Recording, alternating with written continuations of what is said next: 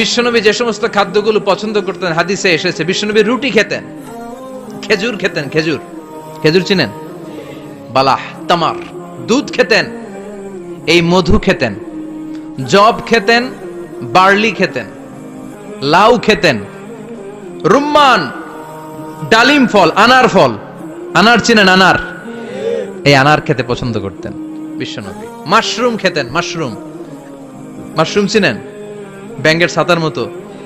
রেস্টুরেন্টে ইদানিং মাশরুমের স্যুপ পাওয়া যায়, এটা খাবেন। যাদের চোখের জ্যোতিতে সমস্যা, দৃষ্টিতে সমস্যা, খাবেন। হাদিসে এসেছে আল কামআতু মিনাল মান ওয়া মাউহা শিফাউন লিল আইন। মাশরুম হলো মান্না সালোয়ার মতো খাবার।